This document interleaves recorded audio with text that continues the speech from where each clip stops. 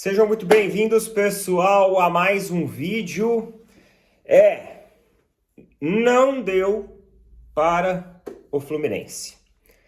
O Fluminense é a próxima equipe agora e última equipe, dos brasileiros a deixar o Super Mundial de Clubes após a derrota para o Chelsea. Classificação do Chelsea, que inclusive, eu vou ser bem sincero com vocês, mostrou mais maturidade. Cara, sei lá, a sensação que eu tenho é que cada partida que eu vejo o Chelsea, parece que o time evolui. Lembra uma vez que eu conversei com vocês sobre a Copa do Mundo? O que é uma equipe que é campeã na Copa do Mundo? O que é um técnico que ele tem um olhar tático bem apurado e ele vai ajustando essa equipe a cada fase que vai passando e essa equipe vai evoluindo e vai progredindo?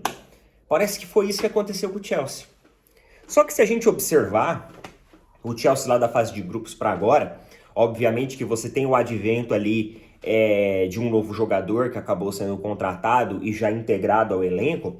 A competição permitiu isso e talvez se não tivesse permitido, isso teria sido melhor para as equipes brasileiras, porque esse João Pedro, enfim, a gente já vai falar dele só para não perder o raciocínio aqui.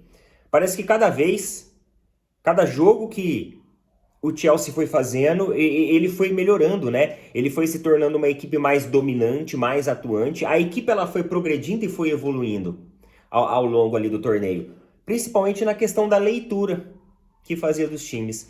E a leitura que o Chelsea fez hoje do Fluminense, ela não foi uma leitura diferente do que ela fez contra o Palmeiras, por exemplo. Mano, o estilo de jogo foi a mesma coisa. Inclusive em se aproveitar dos erros do adversário. Porque o que eu observei no Chelsea? Que eles têm um padrão tático que se eles não conseguem ter a posse de bola e o adversário fica enfiado dentro de seu campo, cara, o que eles fazem? Eles recuam a linha deles para atrair o adversário. Então eles dão a sensação pro adversário de que tipo assim, você tá no controle do jogo. Se eles têm a bola e eles encontram o adversário bem compactado, com uma marcação bem ajustada e eles não conseguem arrumar lacunas, o que eles fazem de novo? Eles jogam a bola pro adversário. Para criar a falsa sensação novamente no adversário de que, você tem o controle.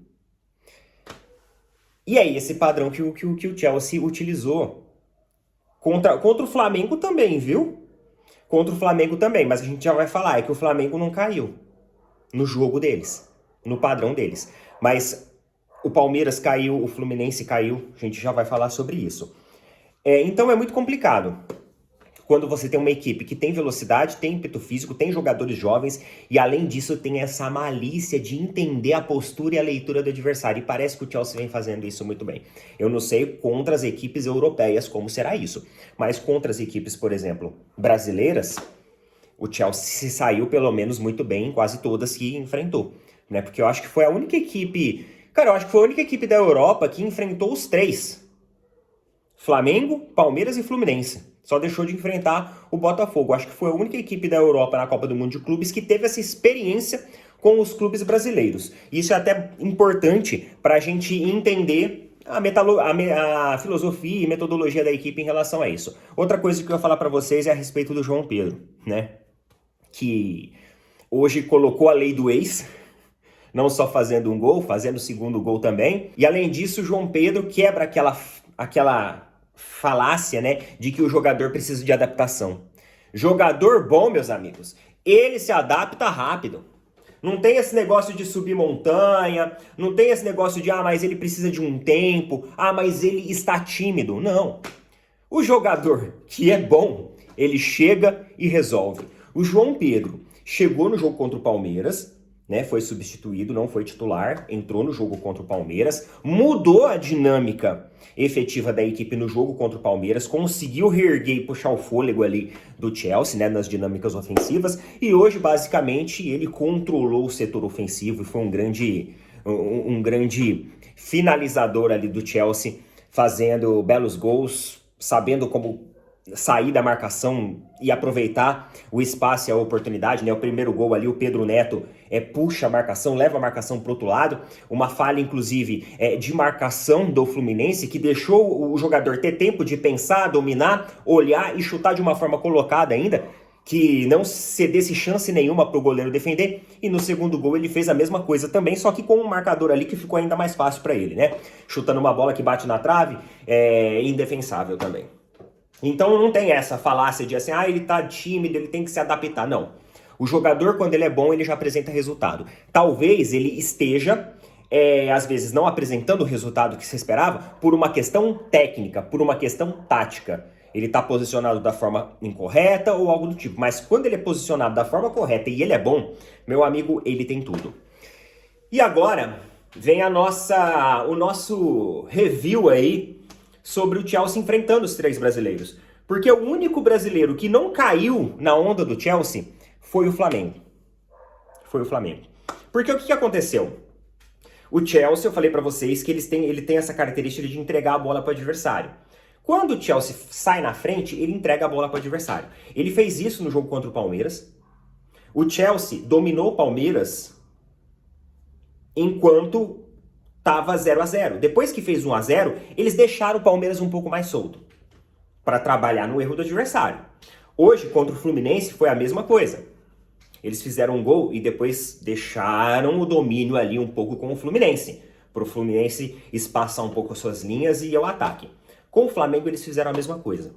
Só que a diferença é que o Flamengo acabou não caindo na deles, né? O Flamengo acabou não caindo na deles.